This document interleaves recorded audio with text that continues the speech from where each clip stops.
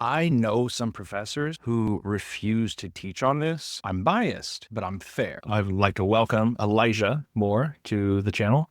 And Elijah, I reached out to him because he is a great interviewer. He does a lot of interviews on his channel, so go check it out. Of course, I'll link it in the bottom of the description. And we did a talk. I'll link the video as well on my work. He interviewed me on my work on depression, the theology. Well, sorry, not theology, but the philosophy of psychology perspective on depression. And that was a wonderful interview. And then I started seeing all his stuff come out on several different topics, one of which was abortion. And so this got me really interested. I was like, hey, I want to talk. I wanted to come back anyway and have, at least me come back or you come back. In this case, you're going to be on my channel. I'll host it here. So I wanted to connect with you back again because we had such a productive and entertaining talk. So this time, but I've never done anything on abortion yet. I've taught on this issue. I've even taught like in an intro to philosophy. I've taught it in intro to ethics, and I've taught it in bioethics as well. So, kind of hitting it at different levels, but I've never made a video about this. So, but you had recently, Elijah, you had started making videos about this recently. So maybe you can talk about a little bit about that and get us going. And then why don't you go ahead and introduce yourself, tell people who you are, what you do in your life, where you're going next. Sort of thing. Sure.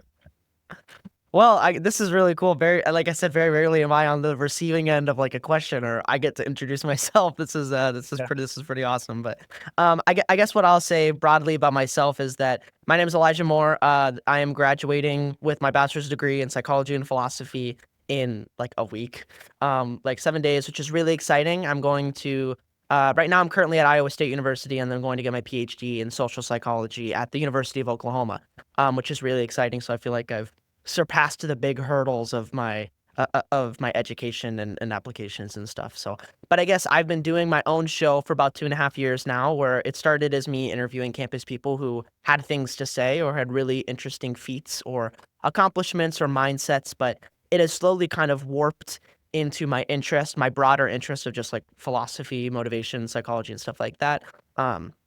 So recently I've somewhat specialized in those areas, and I'm only interviewing people who have things to say about those things. And politics is one of those as well. But recently, as I'm graduating, I'm discovering that it's important that I build my own brand, that I have my own things to say, or that I'm at least culminating all of the things that I'm learning from the hundreds of interviews that I've done. So I've started making my own content where it's just me, doing solo episodes or talking to the camera, or I had an event recently where I went out on campus and I debated people on abortion, kind of one of those change my mind things. I would say abortion broadly has been one of my hyperfixations for the last year. I find both sides of the argument really frustrating sometimes because they seem to just totally avoid what the entire conversation is about. So I have a lot of broad opinions about abortion, and then I also have my own specific opinions about abortion once you get into the weeds and stuff. But I just released a video, The Beginner's Guide to Abortion, that I tried to kind of address both sides of the issue and then, give an applied take as to what it is. So recently I've just been talking a lot about abortion because I find it really interesting, and I find that it's somewhat engaging for people too. I am curious, Derek, and I know that, I'm on your show, but I'm curious what you mean when you say you teach these things. Like, how do you teach this? What are you teaching to students? And then how do you make a curriculum around this? Yeah, of course. So several different ways. So I want to walk you through actually what I would do in a classroom. So it's going to take a little bit of development, but I promise you there's a payoff. Sure. Obviously, I'm not going to. Sometimes we spend, a week and a half. Maybe in bioethics, we spend like 3 or more weeks on this because we look at the legal arguments, we look at the philosophical arguments, we look at the popular arguments for and against. I mean, we go back in some cases, and when I taught bioethics at Baylor, we would read the Roe v. Wade opinion, majority opinion on this, and examine it and kind of analyze it and so on. But I'll just give you a glimpse of like one. So I recently taught this actually in the last couple of weeks. I like to begin with Thomson, Judith Jarvis Thomson. I don't know if you've read her, but she's like a real canonical author in this debate. It came out in 1971.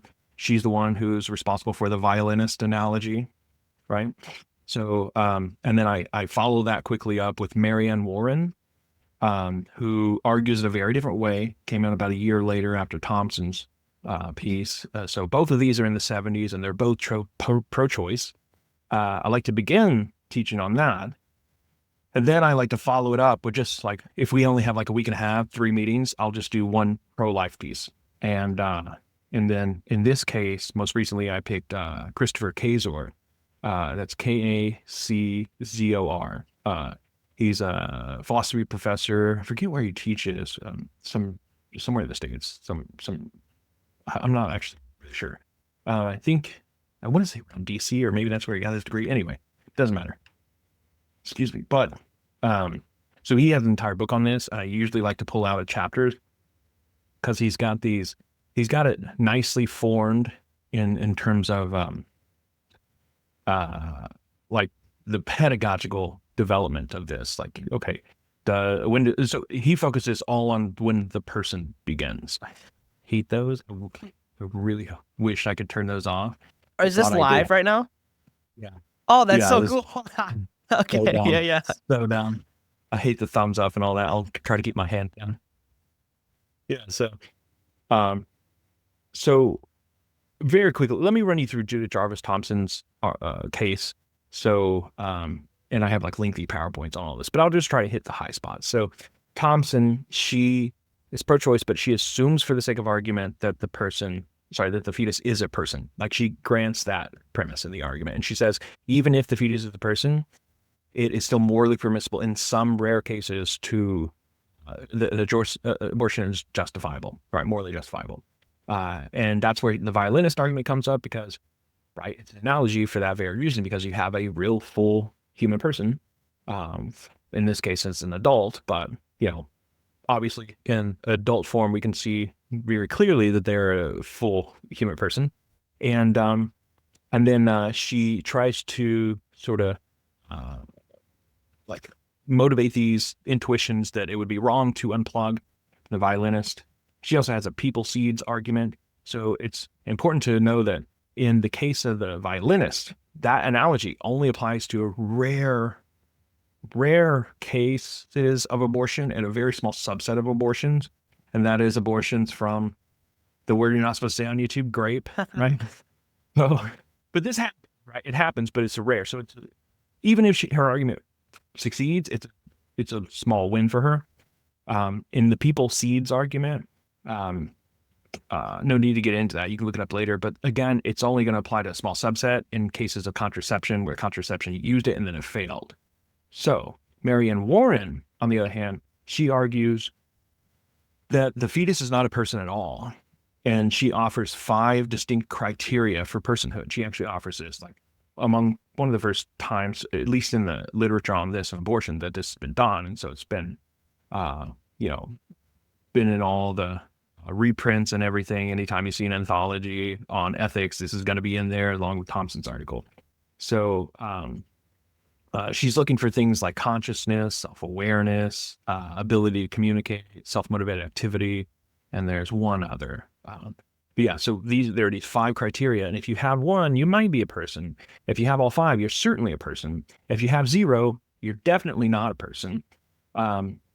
So she doesn't say how many is required. She says perhaps 1 or 2, maybe even 3 are required.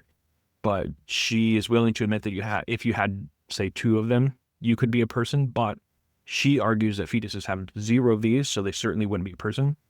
The problem with her argument is that this would also apply, arguably, at least this is what her critics say, to infants right after birth, that they wouldn't have these sort of self-awareness. They may have object permanence as a very young developmental stage. So, okay, all that set up. So I start with those. Then I start to sort of, I set it up like this. I say, look, you can think of this as like a if-then statement. If infanticide is morally impermissible, then abortion is morally impermissible. Okay, so you don't have to agree with that statement, but you could. So you could for example, acknowledge a statement and you could run a modus ponens on it, in which case you'd be a pro-lifer. And then you could run a modus tollens on it. You could say, if infanticide were morally permissible, then infanticide, or abortion would be morally impermissible.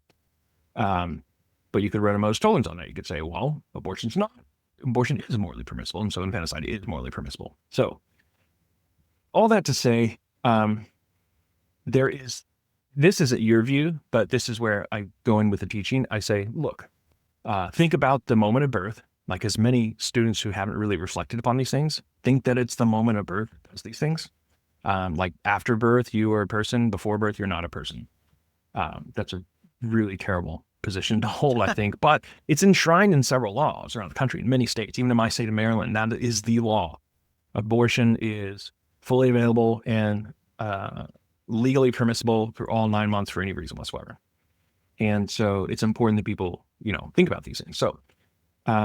So this would mean that after the birth, you're a person, or at least that you have moral worth, that it's not okay. And then before the birth, somehow. And so I start to think of, this is where all this is going. Okay, thanks for being patient. It's only take a little bit of time to develop. The question then becomes, when does personhood begin? Right? And I know by watching some of your videos, you suggested it's consciousness, or the ability to deploy consciousness, right? And you think that's about 20 to 24 weeks. Of course, when I'm teaching this, I'll let you tell your own view on these things. So I don't mean to interject for you, but when I'm teaching these things, I kind of like to go pedagogically, I like to go backwards from birth. And I like to say, of course, it's not birth. Like, what changes, morally speaking, between moments before birth and moments after birth? Like, location changes, dependency changes. You can move more freely.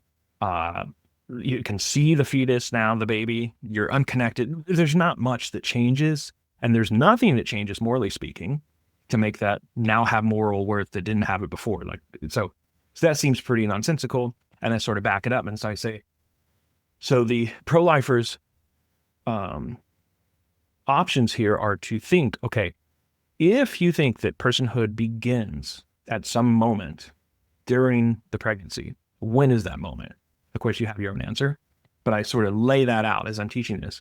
So when do you think it is? Do you think it's brain activity? Do you think it's consciousness? Do you think it's the heartbeat? Do you think it's, I don't know, obviously conception? Implantation is another one. Do you think it's viability, where the fetus is able to survive on its own outside the womb?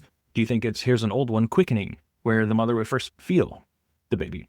And so I look at all these criteria and then we examine. So that's the way we proceed. And then, of course, I invite them to consider that if you can't think of a specific, not that you can't think of, but if you can't put your finger on one of these criteria and say, this is the one, and defend it, and be willing to show that this is the definitive moment at which personhood begins, then it's better to err on the side of caution, as the pro-lifer does, and just say, we don't know, perhaps it's conception, better not to kill a person than kill a person, And so that's just kind of how I unfold the debate. Now, I've said a lot there to answer your question. Yeah. About how I did that without a whiteboard. It'd be nice if I had a whiteboard and I could okay, and here's all the criteria and all the things that but I've said too much there already. But no, go ahead and what do you want to?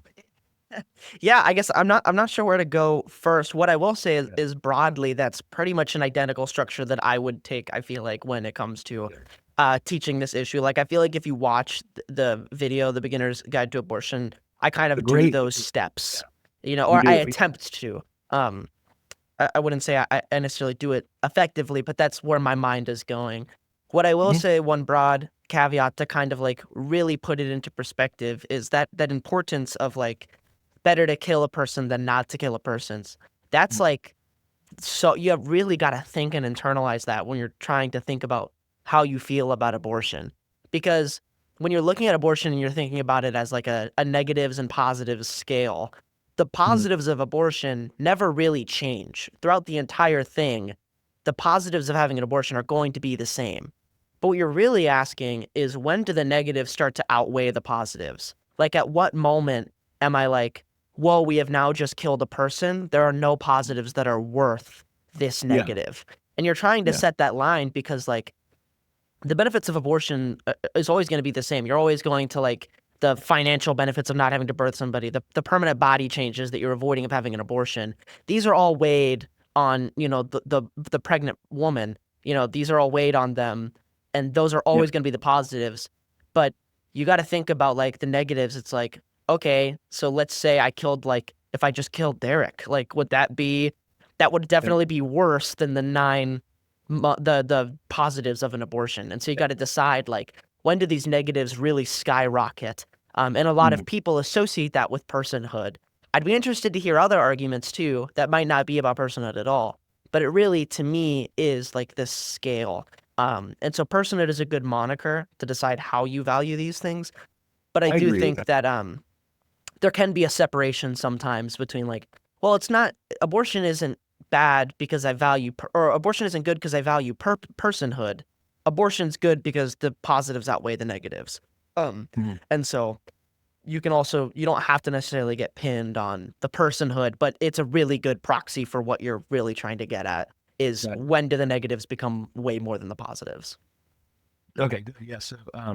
So the way I examine this issue is very similar. So I have watched that video, The Beginner's Guide to Abortion. I think it's really great. The way you outline what's the important elements and you call out each position. From what I can tell pretty accurately, I might have a quibble here or there, but it's very minor. So great job outlining that. And I like the way you're analytically thinking about these things. I would agree that you have to get correct on when human life begins. I think 96% consensus is all scientists and biologists who do work in this area agree that it's at conception, right? That's when human life begins, because that's when you have the fertilization of the egg. That's when you have not just 23 chromosomes anymore. You have, not 13 chromosomes. You have 26 chromosomes. At that point, you have a new cellular DNA structure that wasn't there before. It is from a philosophical perspective, it is a new substance that did not exist before. A substance has come into being. And so, all the things entailed by that in the sense of, given enough nourishment and whatever, then it will develop into what it develops. Now, so I think anybody can agree with that. That's when life begins. Of course, I think it's a separate question when personhood begins.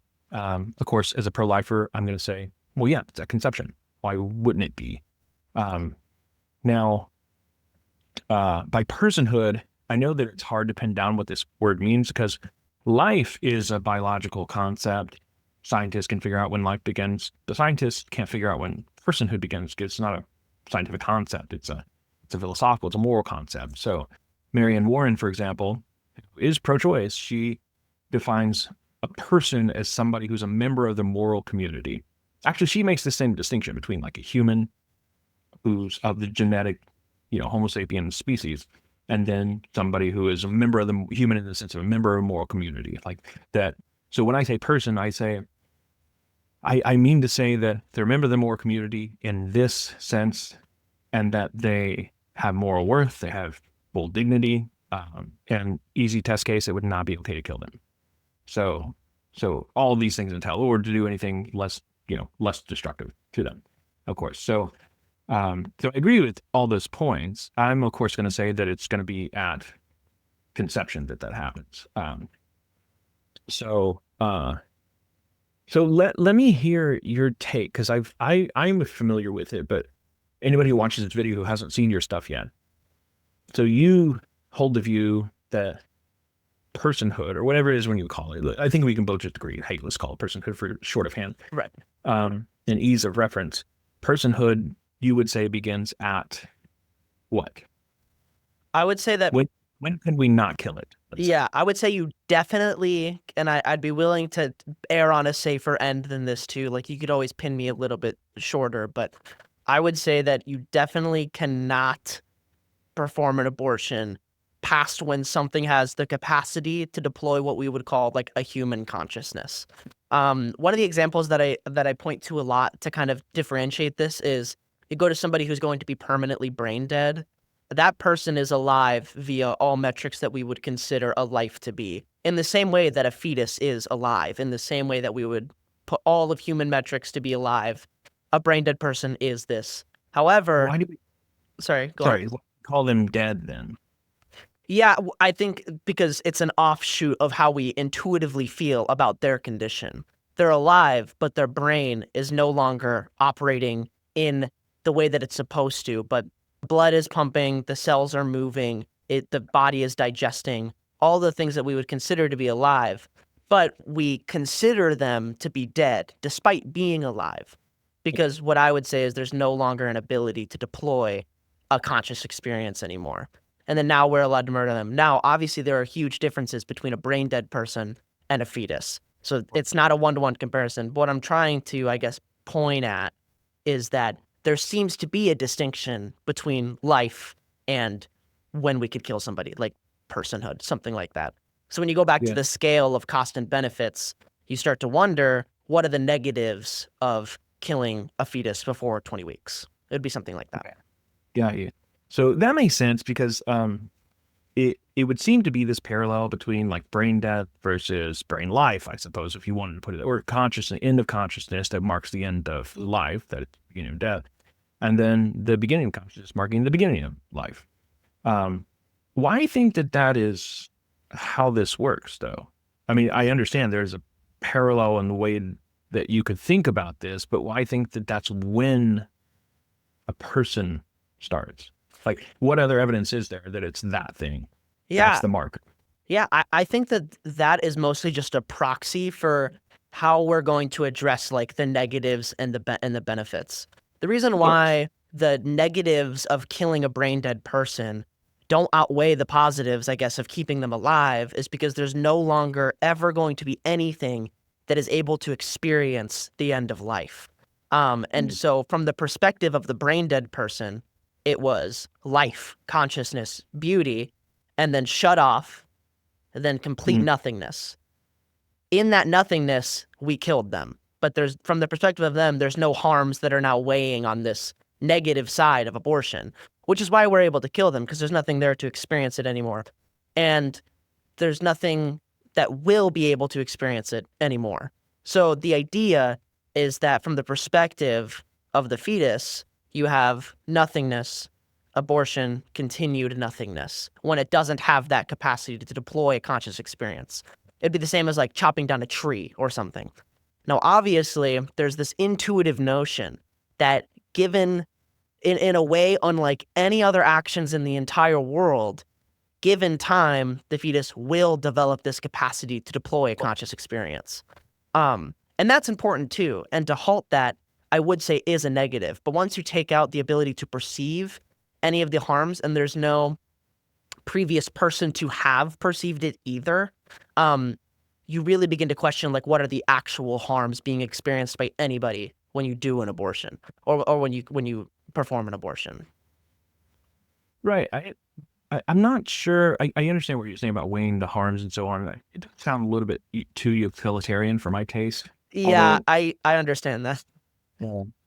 Virtue emphasis, there is, we do have concept of prudence, in which we have to weigh, or at least think about how virtues can interact and what costs are and so on, what we have to do. But so there's a similar sort of thinking along those lines. I'm not completely averse to what you're saying, but it does draw a little bit too close for comfort. But so I want to challenge this this idea that brain death would be a marker of the end of personhood. Right. So a few things. First of all, so actually, let's start there. The brain death, and challenge that brain death would be a marker of the end of personhood. We can then go on to challenge, as I've already suggested, that would be a good indicator for when personhood begins, just because it ends at this stage. But let's start with the first part. This challenge whether this is actually a good indicator to when personhood ends. First of all, I'm not identical with my brain. So why think that my brain dying is the end of myself? Let's just start with that, right? So like this involves the mind-brain identity thesis. And you might have some other theses here in philosophy of mind and in psychology that, that kind of could also be consistent with this view that brain death is the end of the person, right? So, for example, epiphenomenal views in which, well, I was dependent upon, and then myself or my mind or what have you, my soul was epiphenomenal upon that. So when the brain dies, it has nothing to really latch onto, so that I'm no longer there as well. So that's another possibility. So either I'm identical with my brain and I end when my brain dies, or I'm epiphenomenal on my brain because I'm myself not a brain, but I'm my mind or a soul, and then I'm dependent upon my brain. So when my brain ends, then I'm gone. Which one of these? I mean, there might be other options here as well, other theses and theories. But are you? Because you have to be adopting one of these, it seems, not maybe one of the two. There may be further ones that I'm not thinking of right off the bat, but do these seem to be in line with the way you're thinking about this? So, because why is it that I disappear when my brain dies? Yeah, well, I would say a couple of things. I think this is a really interesting question, and I am a little bit more on the brain is your soul, is who you are. But I guess what I would say is the reason why I kind of made that distinction about it not necessarily being about personhood, it's mostly just about the cost benefit analysis. So it might not, you could define personhood at an earlier point, but I don't think that the negatives and positives would change. I'm using personhood as a proxy to kind of communicate why the harms suddenly change at 20 weeks. But it's not necessarily because they are a person. You could consider somebody a person and a human and maybe still have this belief. The reason why I bring it to the brain dead person is because we are morally and legally allowed to kill this person. And I don't think that a lot of people have intuitions against this. Like, I don't think people are like, it would be wrong to kill a person who's going to be permanently brain dead. That's the reason why I bring it up. I have intuitions against this. Oh, very interesting. Oh, okay. Okay, that is interesting. I guess what I'll say then about the distinction between like your mind and your body. What I would say is that if I were to take Derek's brain out and then put it on a robot body and then take and keep the rest of Derek's body and put a robot brain in there, I don't think anybody would call the robot or the original body of Derek, and they would call this robotic body not Derek, because your brain has just been transferred to a different thing. Like when I'm trying to attach who exactly I'm talking to, I don't think the body actually has anything to do with it. It's the mind that you have, which I would consider like the soul. What I would say is that the mind doesn't have to necessarily be the soul, but our evidence would point to something along those lines, like that most of, if not all of your soul comes from your mind, and it may exist elsewhere. Like it may exist in heaven, it may exist in hell, it may exist before you're born or after you're born, or something along those lines. But what we definitely know is that I don't think the soul is correlated with your body at all. So I would take something along the brain thing, but I would accept that your soul might exist outside of your brain too, but I don't think it's adherent to your body at all. So you would, hold on, you said a couple of things there. You said that when you began this whole thing, you said that you think that your soul just is your brain, or your mind just is your brain, but then you said the soul can exist outside of the body? Yeah, I would say that like you could convince me that the soul exists unrelated to your brain, like that might exist, but I don't think the soul is adherent to your body at all. Like it would just be the brain or the structure or the ability that your brain can do. Okay. That makes sense. Yeah. So I am not confident at all in affirming a mind-brain identity theory, because this has been of all the philosophy of mind theories, it's the one that's like most discarded and most disproven over all of philosophy of mind history. It hasn't been seriously held to since about the 1930s or so, 1940s perhaps, in philosophy of mind. Now, in popular circles, sure, because people aren't really informed about like the philosophical arguments on this. And a lot of this has to do with consciousness. The idea, I mean, this is what you're wanting to hang your hat on anyway, but the idea that consciousness can't be something physical. Like we'd like to think that it could be, because we're experiencing this revolution of AI right now, and machines are really smart. They can compute really fast, that is to say, but they can't experience qualia. Like they don't know what it means to see red or hear sound. They just see numbers, binary code, and computations, and they can process really fast, sure, but computing is not the same as thinking, or let alone experiencing something, being self-aware.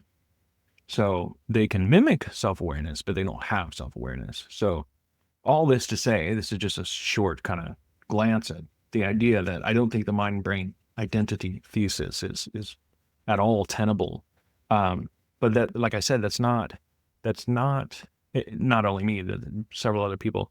That's not to say that that would be your only option if you think that the person dies at, or the person ceases to exist at brain death. You also have this option of kind of epiphenomenal idea of the self that sort of, is attached to the brain or dependent upon the brain.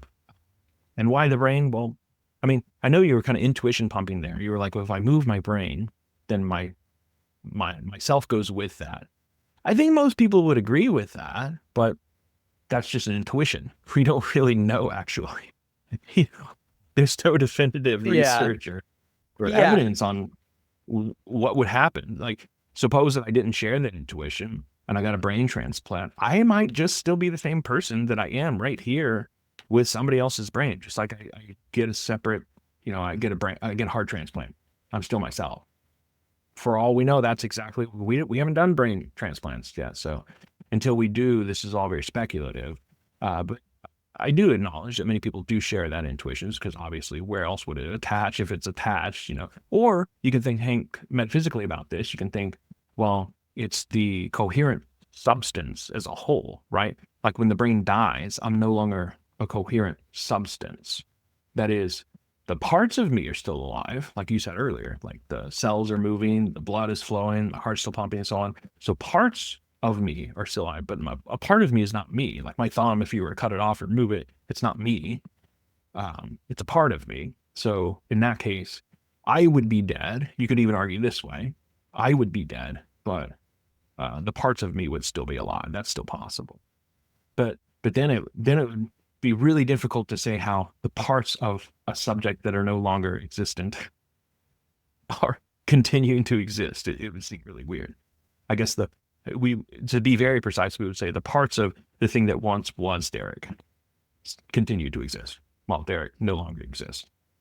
I'd be happy with that explanation. Yeah. Thoughts on this? Yeah, I would just, I see where you're going with a lot of this, and I think that the difficult part is that, like, who you are in the consciousness has been one of the most heavily debated philosophical issues, like, ever. You know what I mean? It's not like we've decided this, and I think I had talked with you about this last time, but, like, even where the consciousness exists is still such a mystery to us. Like, I can't cut open Derek's brain and find whatever he's thinking of. It doesn't actually exist, but it is very real to Derek. You know what I mean? And so there are a lot of mysteries. The concession that I would make is I would say that, like, whatever a person is or whatever a consciousness is definitely associated with the brain. It doesn't have to exist only in there. It could exist outside of the brain, but I don't think it has to adhere to the body at all. I would say that, like, tons of things, like when we're trying to decide what has personhood, it is very obvious that this camera isn't a person, or that this table isn't a person, or that a tree isn't a person. And every single factor that we would decide isn't a person lacks this brain component. But when you take away the brain component, you would really begin to question what exactly is in front of me right now. Like, is this just a culmination of cells operating its duty like a pile of bacteria would? Is this the same as a grasshopper, a mouse? Like, you begin to, you'd start playing these games. Like, a lot of questions would come into play, but I do think if you were to take someone's brain out and then hook it up to a robotic body, it would be much easier to believe that that is the same person, if not maybe less of the person that they used to be, depending on how much they attach their own personhood to their body or the way they look or whatever. I'm certain you would lose a lot of who you once were, but I don't think you would ever question whether or not that is a person or not, or even the same person. You would just say they might have lost a bit of who they are. Perhaps, because I can imagine, this is more intuition pumping again. Then we can move on from this, of course, but I can imagine that if you were to put my brain inside a robot body, and then, I don't know, what you do with my body, maybe put, circuitry in there, put a robot brain inside my body. If my body continued to exhibit and display the personality that I've always had and talk to you exactly the same way, I find it hard to believe that that wasn't me. You see what I'm saying? That's really interesting. I'm trying to figure out. His brain, pink foldy stuff isn't there anymore. Yeah, okay, but that so we'd be really confused, and that's where intuitions like kind of fall apart here. That's kind of I don't share your intuition at all. I'm trying to figure out what the secret sauce is for why this is the case. I really obviously I would have an emotional, it would be hard for me to look at my body and not see something there, because it acts like it smells like poop, it tastes like poop, it probably is poop. It looks like a human, it looks like me. Right. So I'm not saying that it would be easy to do, but I think if I were to try to logic it out, I don't know if I share that intuition. I'm wondering what the difference is between our intuitions there are. So I'm not suggesting that I fully endorse this. I may well endorse something like like the very thing you're saying, that we attach to our brains. I'm just trying to suggest that it isn't as obvious as it first appears. You know what I mean? Yeah, and that's definitely true. Intuitions can be easily hijacked. That's the idea. But intuitions are good starting points. I would say that. Now, so let me ask you this, because you had mentioned something here about if a person just didn't have a brain, would that continue to be a person, or would there just be nothing there? Are you aware of hydrocephaly cases? I've heard of this, but I'll have you bring it into context. So this is where usually during birth, a fetus, something happens with the development where liquid gets into the brain, goes up their spinal fluid. It goes into the spinal canal, goes all the way up, and then it starts to slowly push out through pressure and expand, and eventually it takes up and erodes parts of the brain. And then in some patients you see, it's got a really high mortality rate, but some fetuses survive this through birth. And so they may have only 90% of their brain left, and it's smushed right up against their skull, and the rest is just liquid. What do you think about those kinds of cases? Yeah, you would definitely begin to question, what I would say. I'd have to look at some of the things. This kind of gets into the same questions about animal brains. How do animal brains work? Yeah. Does that develop this kind of consciousness? This gets into a really weird question. What I will say is that this would push my window closer to birth as opposed to bringing it down. So I'd pretty much always qualify this kind of stuff with, well, it might be risky, and I wouldn't mind playing on the safer end of not allowing abortion for those people or for those fetuses, because it might be at the risk of killing what I value, which is a conscious experience. But I will say that the conscious experience that I'm speaking about definitely does not exist at conception, or within the first 5 weeks, or within the first 10 weeks or something like that. So, this again is challenging that upper echelon of, when a fetus becomes a person. But I think that it would only bring me closer to birth on where I draw the line, not necessarily towards conception. But intuitively, I would say something like, it's not worth the risk. If the brain is there, the unknowns are too invariable. So we should just safely assume that isn't something that we'd want to abort. So some of these fetuses do actually go through birth. They are born. So on your view, then, if they don't have the ability to deploy consciousness, is it okay to kill them? Do they have moral worth? Not just I'm attributing moral worth because this is my property and I wouldn't want you to destroy it, but is this a person? That would be, like I said, I think the idea of consciousness is already so difficult. So what I would say is it would be too risky to kill. It has nothing to do with the birth. You know what I mean? It would just be one, it's already past that 20 weeks. So no matter what the condition is, I don't think it's worth aborting. But I would always just play on the side of it's risky. It may seem like it doesn't have a capacity to deploy conscious experience, and we might be able to justify why it doesn't, but Mhm. that's where the benefits would start to like worry me a little bit. Like, it's a little too Right. risky. I see. Yeah. And it's funny you went to animal brains because it seems to indicate something beneath the way you're thinking about this, that like if I have less brain, I'm more animalistic and less human. You know, I have Sure, less sure. intelligence. But did you know there's allegedly this guy walking around with hydrocephaly in his brain? He's got like 85% of his brain missing. It's filled up with liquid, and he's a mathematics genius. Yeah. Like Well, he's fully grown adult. you know, I So like it seems, in other words, like what do we learn from this? It seems that you don't need all of your brain in order to be a person, and that you can be conscious without certain structures. In fact, a lot of certain structures in your brain. And this becomes, it introduces a lot of unclarity and uncertainty into that discussion now at like the, well, we thought it was a 20 to 24 week window at which you develop this structure, brain structure, A, B, or C, and we're putting our finger on that. Turns out, I guess you didn't need that after all. You see what I mean? And so maybe the person is there, certainly is in his case, where he's missing these brain structures, and he's going around doing better math than I can. Yeah, right, right. Well, and like I said, I think the 20-week mark, why I put consciousness there, is because that's when like the hypothalamus connects, and the way it's been described to me, and again, I would be willing to go down to maybe like a safer point, but the way that it's described to me is this is when all of the parts connect to like this is when the system is now online. Like you might have these parts nebulously floating around in a bunch of goo, but when they connect to form what a brain does, this is what happens at 20 weeks. And so that's when a brain happens.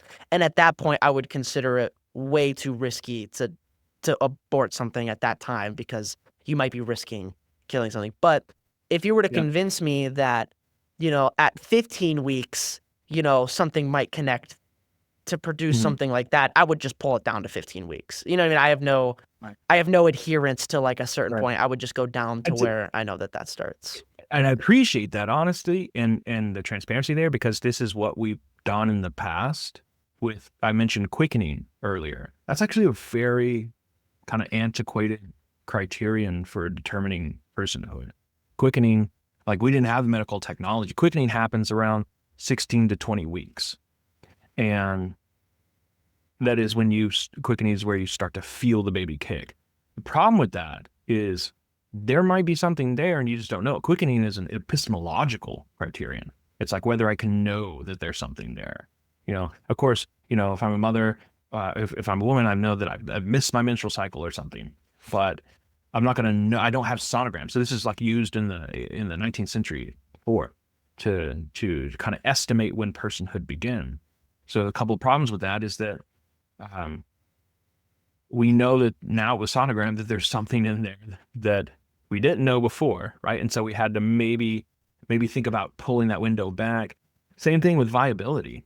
Like for people who think that viability is a good criterion for persons, that is viability, the ability to live on your own with a little bit of medical help, but you're able to survive outside of the womb, outside of the uterus, and then grow into development and so on. So you're going to need help.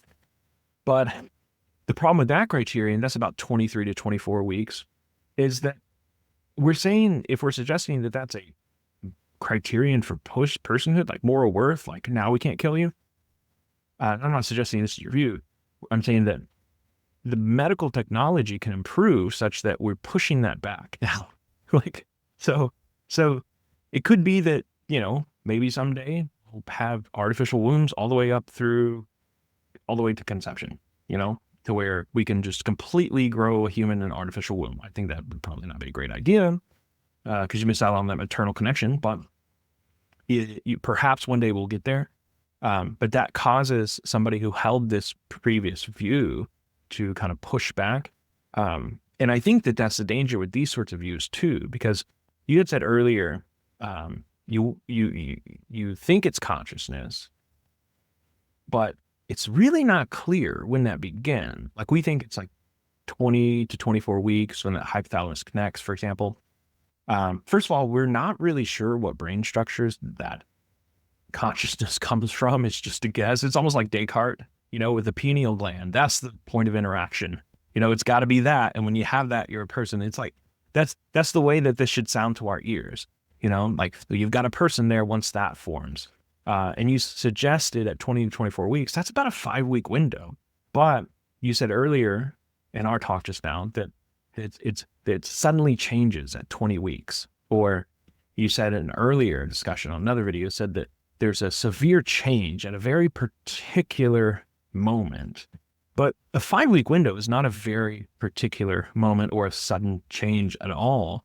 And so there's still a lot of vagueness here. You see what I mean?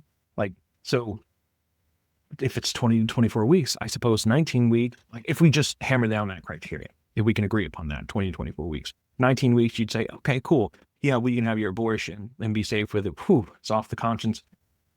But 20 weeks, are you comfortable with saying that? Well, I suppose if it's 20, 24 weeks, would you or would you not? It's just kind of in a window. Why not just say 20 weeks? You see what I'm saying?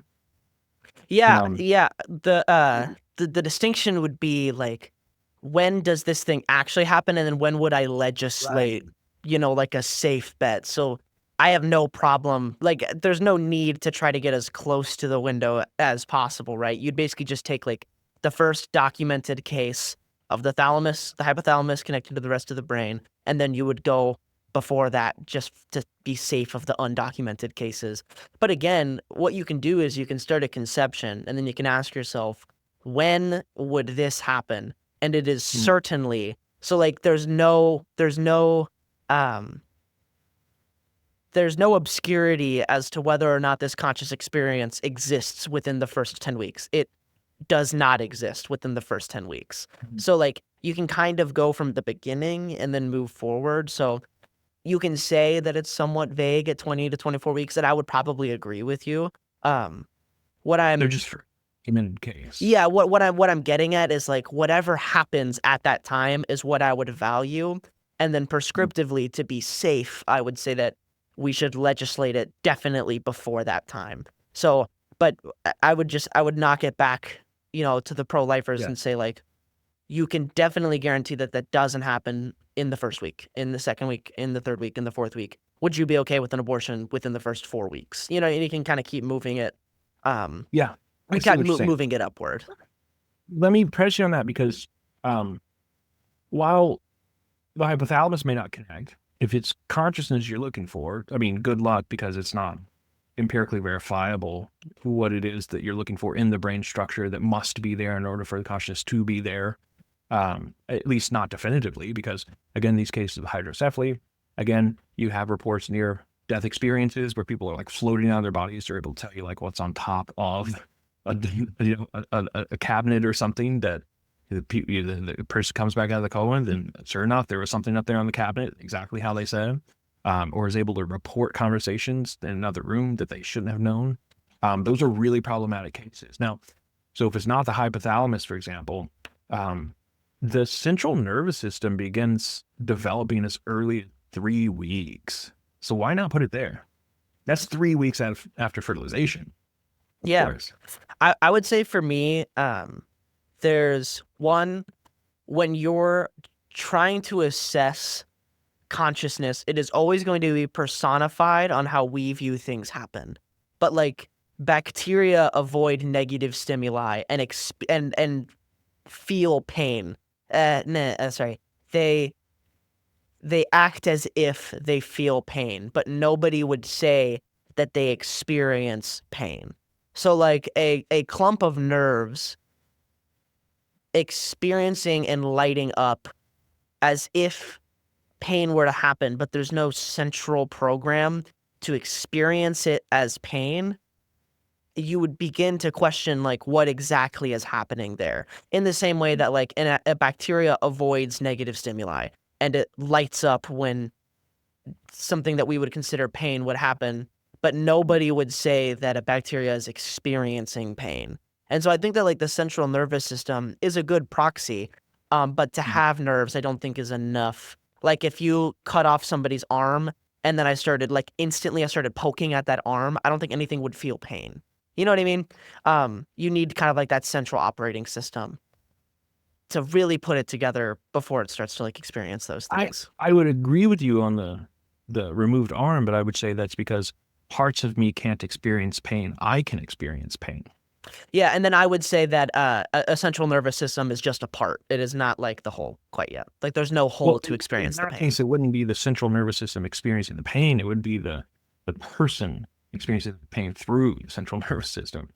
Well, I guess that would be that would be like the whole debate, right? My argument would be that there isn't something there that is able to experience, like the central nervous system might experience pain, but that would be the same way as like a tree experiencing pain. Like even the word experience is kind of loaded. I feel as if there has to be something something there to actually experience it. Yeah.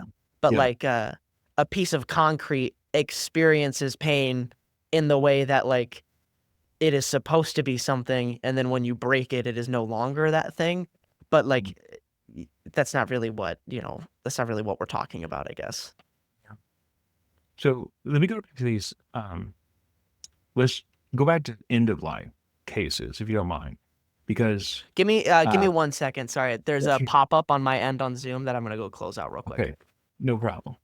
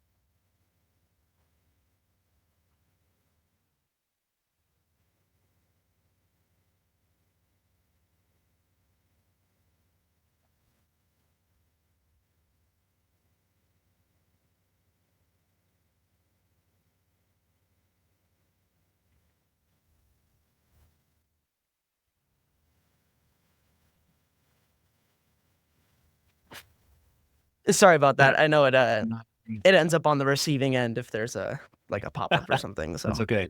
So, but you were saying about end of life, I think. So I want to just examine it a tiny bit more. You had mentioned, we were talking about pain just now. The idea that when does pain begin? This is actually one of the criteria that people might use is like when it can start to feel pain, then don't kill it. But people are all over the map as to when this actually happens as well. Some people say it's as late as 28 weeks. This would be after the hypothalamus, postconnects, and after consciousness, the ability to play. Some people think it's 28 weeks, that's 6 to 7 months. 12 weeks, some people suggest it's as early as 12 weeks, about 3 months. So wide range of proposals as to when this actually begins to happen.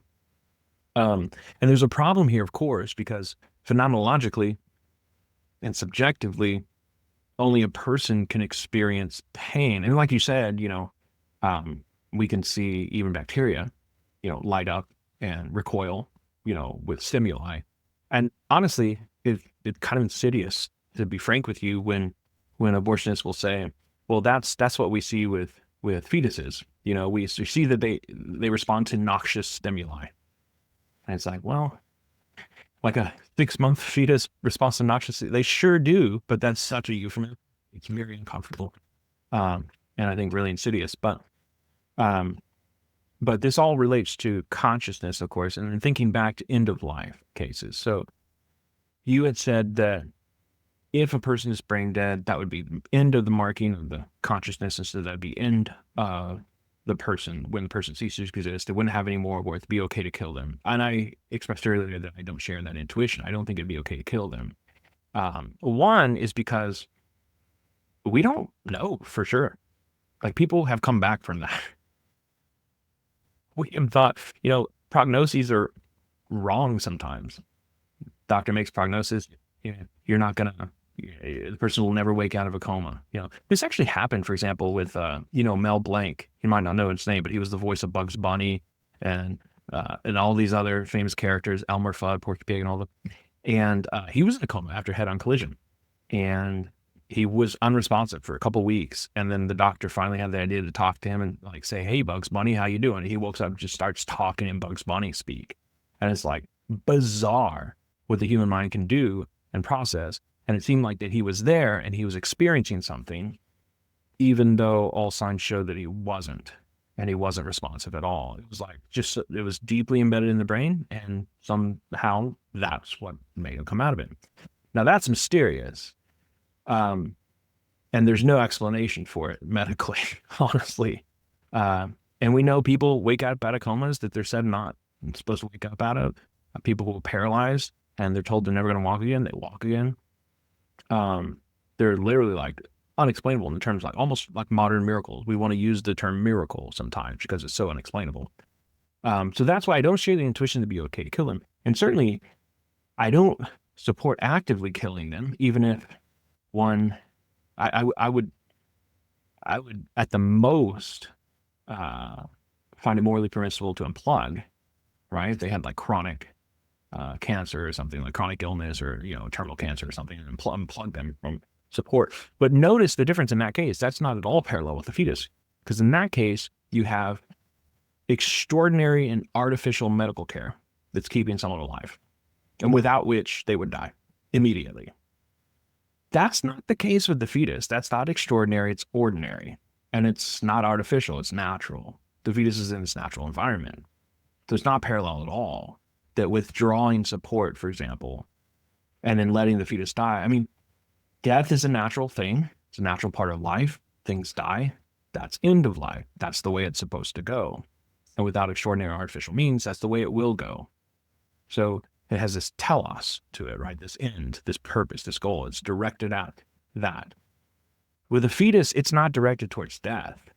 And so I think to make arguments from one case where it has completely different telos to beginning of life cases where the telos is just completely different. I think it's a false equivalence here. What do you think about that? Yeah, I understand what you're saying. I would say that the illustrative nature, again, wouldn't be necessarily to try to attribute personhood. It's more so to illustrate how the scales of cost and benefits are weighing. And so once somebody is brain dead, the negatives of killing that person severely decrease because there's nothing there and will never be something there to experience that. Now, I will say the example that I'm giving is when we know somebody will never wake up from a coma. I mean that in an extraordinary sense that might not be reflected in the world. I mean that, like, if you, Derek, and God came down and told you this person will never wake up, that's the kind of knowing that I'm talking about. I wouldn't, suggest that people pull the plug on their loved ones. This was just to illustrate. It's all illustrative. It's not necessarily like making a direct statement about these things, or even trying to compare them and say that they're the same. Like a comparison fundamentally is just supposed to show that two qualities are the same. It's not supposed to bring up two identical situations. Like I'm not trying to ad absurdum you or anything like that. No, of course not. And what I will say too, I don't see an important. Again, you just have to put it on the scale again. Like without something to experience the negative harms of having an abortion, and without having something to have even experienced anything, the negatives outweigh. And so now you're just kind of like adhering to nature. You're adhering to what will happen, which I don't have to share your viewpoint on, I guess. Like, I just don't see the importance of sharing or like of adhering to nature or adhering to what it will be if there aren't really other negatives. Like I said, I would concede that there's some sort of universal harm that might exist when you're committing an abortion, something that is experienced by everybody and nobody at the same time. Nature would be in that universal harm, but I do not see how that universal harm, I guess, outweighs the benefits of abortion now that you've taken out an entire third party that cannot experience anything. Like I said, from the perspective of the fetus, it would be nothingness, continue to nothingness. Somewhere in the middle, an abortion had happened, right? So that's why it's so important to establish when personhood begins. And if the Kaczor article that I assigned, he rejects all personhood accounts that are performance-based, like trying to put a pin in when it begins. Like you perform a certain way, you have a certain ability, because it's very ableist, honestly. It's very ableist. You're a person now that when you can jump through these certain hoops. He instead affirms an endowment account of personhood, like people just endowed with personhood that just survives through their existence, and then when they go out of existence, they no longer have the endowment. That's it. But to speak to those pros and cons, the harms and the benefits and so on, when you speak about the benefits of abortion, I think you may be weighting it a little too heavily on the side of benefits, to be honest with you. I don't think there's as many or as great benefits as you're suggesting or hinting at here. Like you had mentioned things like avoiding the cost. Yeah, sure. But there's also avoiding the benefit of a lifelong relationship that one could have. It's very deep with one's child. And you might think, well, that's a universal future good. Well, that's a universal future harm you're talking about as well. So those cancel out. Or what, the permanent body marks and scars and so on that a woman can feel. But some men find that very attractive. And some women wouldn't trade their body. Again, that's like a little bit like, not ableist. What is it? Like body shaming. To talk about these like permanent scars on the body and so on. Some see that as a rite of passage. They love being a mother and they see it as the most beautiful thing ever. They would never trade in their scarred body, as beat up as it is, for all the joys of having their child. And so, yes, those joys are future. They're not yet. They're not here yet, but certainly aren't those body changes either. I think it goes back to like, what do you value? So if you value, it seems a little bit vain to me, honestly, rooted in vanity, the idea that I just want my body to look good. I don't want it to change, rather than I want to have another human being in my life that I have a deep have a deep relationship with and bond with. I mean, if that's what you're valuing over the other, that seems to indicate kind of disorder of values and so on.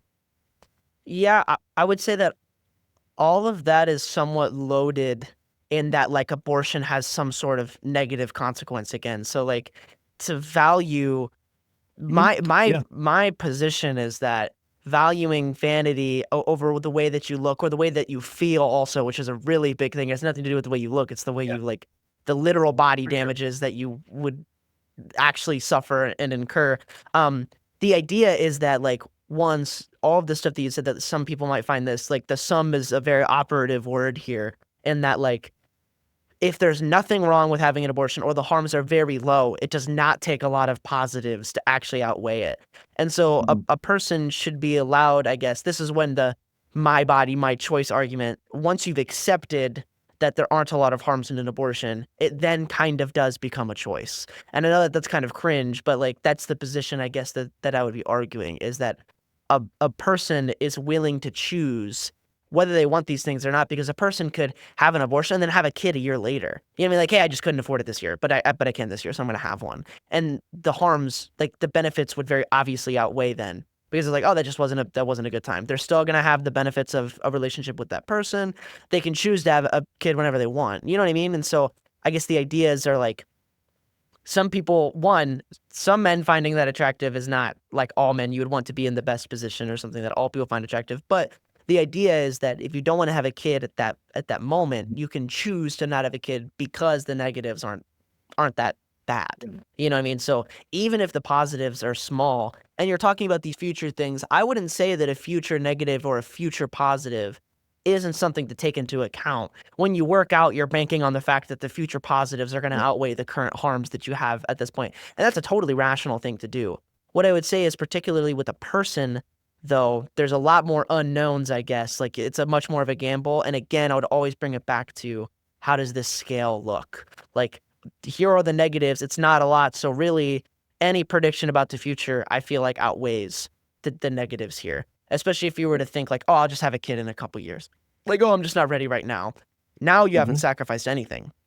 There's no sacrificed person because you're going to have a kid later. Something like that. So I would just say that you really got to you got to take it from, I guess, like the pro-choice perspective, and then really try to assess what the positives of an abortion really are, given that the negatives aren't really that bad. I do think the negatives are that bad. I mean, we have the statistics on abortion regret. We have the statistics that, a lot of people are not aware of this, or they maybe don't want to admit it, but suicide rates go up. Depression, anxiety rates go up after an abortion. Are you familiar with these statistics? Yes, I've heard of these before. Yep. Yeah. So there are a lot of negatives in getting an abortion. Well, Like we like to think of it as just like this greener pasture that one's going to run into and never have a problem again. And another thing, oh, I don't want to have a baby right now. I don't want to like make this into an emotional situation, but it's important to be honest. Like, why would women be thinking about that? Did you know it's because about 89% of women who have abortions aren't married? So why would they want to bring a kid into the world when they're not married to the man? Maybe later because maybe I'll be married. Maybe I'll be in a better spot. And did you know, in addition to abortion regret, about 60% of women who had abortions said they would not have aborted if they had more support? Well, yeah, and I think I wouldn't want to misconstrue that abortion is a good thing. So like the idea you're basically asking the question of like should we illegalize smoking because it's bad for you? So as a society, we are already allowing people like an abortion in the vast majority of times relies on some sort of promiscuity, which isn't good. Like nobody would want, you know what I mean? So it's like already you are at like a bad choice road once you are having an abortion. So I wouldn't say that like abortion is a good thing, but you should be able to make decisions that are maybe bad for you. The most perfect choice would be to like handle it, right? But the idea is we already allow people to do things that aren't the best for them. But the reason why abortion is such a big conversation is because of this like murder allegation or this potential for that. You know what I mean? But once you take it out, and I know you don't have to agree with me on this, but once you take it out, the conversation kind of shifts a little bit to where like it is kind of someone's right to make bad decisions. So if somebody were to be depressed after having an abortion, that's kind of like, I don't know if we should illegalize things that might make people depressed. You're right, but I think it's more complex even than that. We've kind of opened Pandora's box with these issues, but there's further issues as well, like that abortion is said to aid abusers. The idea that somebody could, be prostituting someone or have sexually assaulted somebody and then pays them, or say it's somebody who sexually assaulted at home and you don't want that secret being exposed. You can go get this abortion, especially such early on. I mean, I'm not trying to make this really highly emotional. This is another thing. Even if we were to take out murder out of the complete conversation, it doesn't simplify things beyond everything to just weighing out the pros and cons. Like you still have to be, and it's not just akin to smoking, because smoking, like you're not hiding sexual abuse, you're not hiding incest within the home. See what I'm saying? So these things that are done in secret and so on. So it's a lot more complicated. I know you're just making an analogy, of course, but it's a lot more complicated, even if you were to remove the murder component, which I don't think you can anyway, but even if you were. Well, and those might be risks associated with abortion, but I don't know if that has anything to do like with the essence of abortion. And I guess I just don't know if that has any bearing on the morality or the legality of abortion. I think it would be interesting to stop those things, but I don't like, obviously you'd have to get like what percentage of abortions fall into these cases. And I can't imagine it's a significant portion. It won't be a lot, but it's worth considering for the legality component. For example, because right now, abortion clinics are not required to look into the circumstances of the pregnancy. Like if you believe that it's possible that this person could have gotten sexually assaulted or is underage or something like that, they come in at 14. Who's the father? Is it just another 14-year-old at your middle school? Or is it your uncle? Like we're not required by law now to ask those questions. Perhaps we should. That matters a lot to the legality of it. Or another case, I just learned about this today because I went to actually a pro-life luncheon today. I had notes on this, so we're sure I get it wrong. So with the abortion pill that's now widely available, for example, it didn't used to be widely available, obviously. You'd have to go and be examined and so on. And in fact, if you were to take the abortion pill and not be pregnant, it'd actually be really dangerous and really harmful. It just doesn't work the right way. And so it doesn't work, for example, it's very dangerous. Supposing that you've had a miscarriage and you take the abortion pill, or supposing that you have an ectopic pregnancy and you take it, it can be very dangerous to your own health because then it's undetected ectopic pregnancy. It'll kill you, right?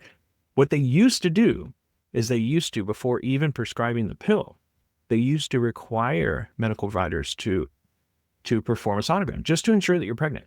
But now, since this debate has been so politicized, we're bypassing that. The medical community has decided to say, we don't want anybody performing a sonogram because that's going to like emotionalize this thing. And now pro-lifers are going to want people to keep their babies, right?